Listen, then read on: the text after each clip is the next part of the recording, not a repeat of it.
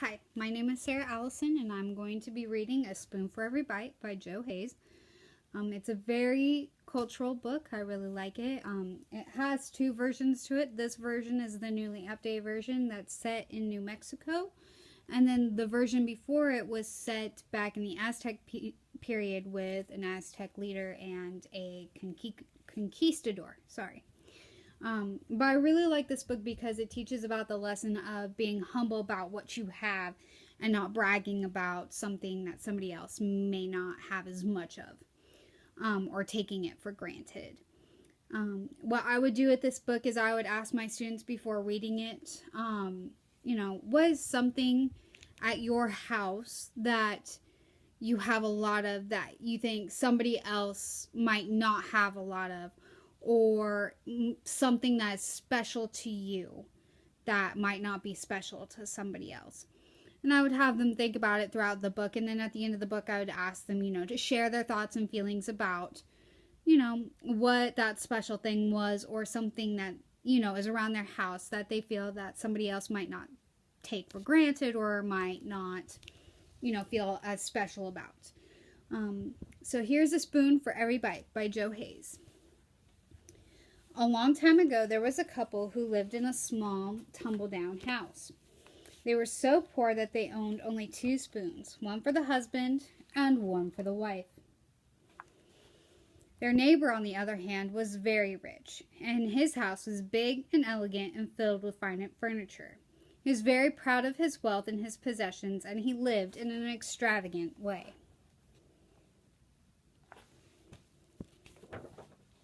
One year the poor couple had a baby, and when it was time to baptize the child, the wife said to her husband, "Why don't we ask our neighbor to be godfather to our baby?" "But he is rich and we are poor," the man protested. "Why would he want to be our compadre?" "You never know," said the wife. "He might accept. Maybe somehow it will change our luck." So the poor man asked their rich neighbor to be their child's godfather, and the rich man accepted. They took the baby to the church to be baptized, and the neighbors became compadres.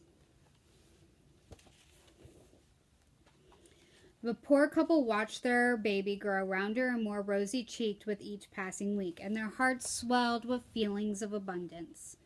One day the poor woman said to her husband, "Now that our neighbor is our compadre, I think we should invite him to eat supper with us this evening." But the man asked, "How can we do that? We only have 2 spoons." So they didn't invite the rich man for supper that day. Instead, they began to save their pennies until at last they could afford to buy a 3rd spoon. Then the poor man went to the rich man's house and invited his compadre to come over for dinner.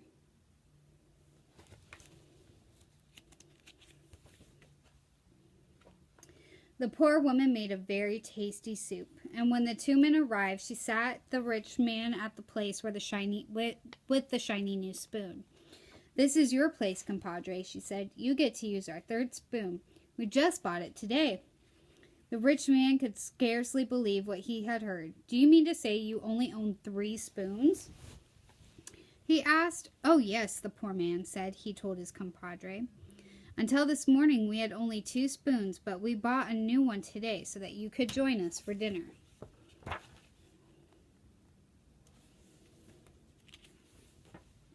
The rich man couldn't contain himself. He laughed aloud. "You had only 2 spoons, and you bought a new one for me to eat with? Why," he said, "I have so many spoons in my house I could use a different one each day of the year if I wished to."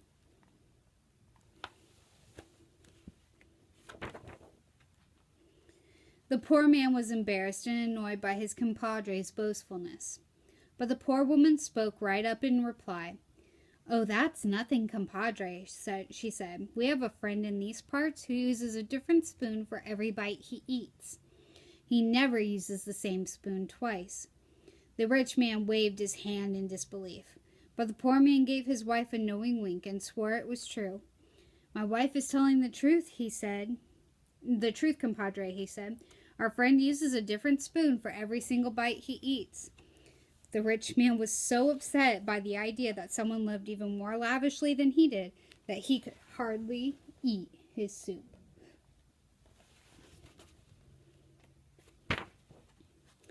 That night, he lay awake and think about it.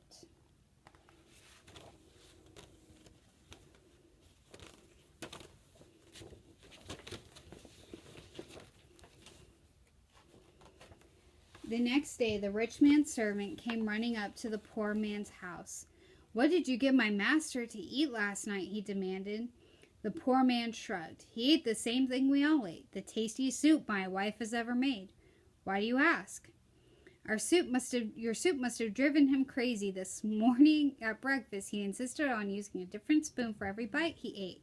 And after he took one bite from a spoon, he ordered me to get rid of it." The poor compadre laughed to himself. This was just the kind of thing he and his wife had hoped would happen. "And what does your master tell you to do with the spoons you're ordered to get rid of?" "I asked what should be done with them," the servant replied, "and my master laughed and said, 'Give it to my compadres. They only have 3 spoons.'"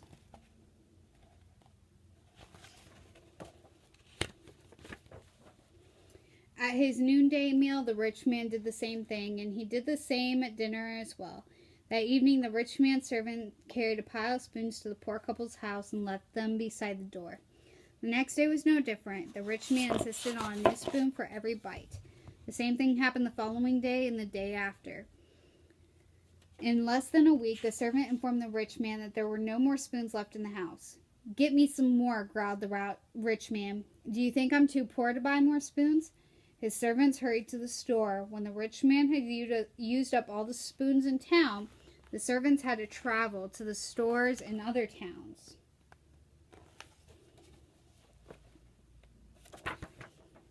Soon the rich man began selling his livestock and land to buy more spoons, and a mountain of spoons stood beside the poor couple's house.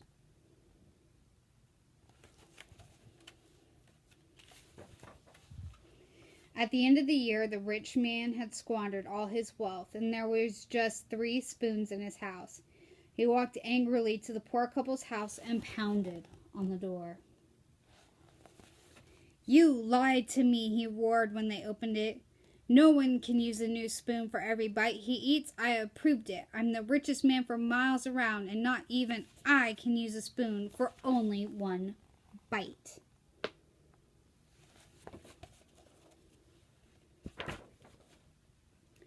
"No, compadre," the poor man said calmly. "You're mistaken.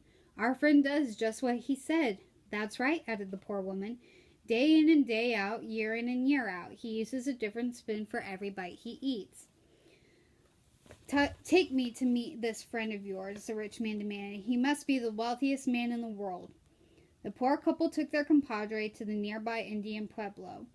They went to the house of the poor couple's friends, and the Indian and his wife welcomed the compadres and invited them to stay and have a meal. "That's just what I came for," said the rich man. "I want you to show me how I can use a spoon for every bite you eat."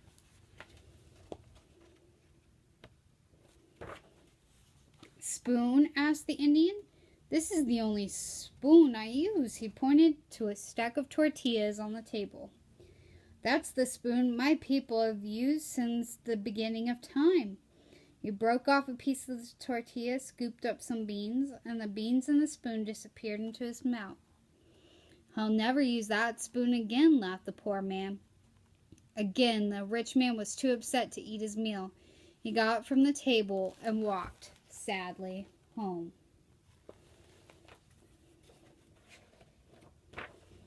But the poor couple enjoyed every bite the Indian shared with them, spoon and all, and then they walked home smiling. They knew that when they had sold all the spoons their rich compadre had thrown away, they would live out their days in comfort. The end. What I really like about this book is that at the end I can ask the students to think about, what's something in your house that somebody might take for granted or think that they have a lot of and then end up not having a lot. And I also want to hear what their feelings are about somebody bragging about how they might have a lot of something compared to what they have, and see what their feelings are. But I really like this book for that reason, and that's why I like this book. So, A Spoon for Every Bite by Joe Hayes.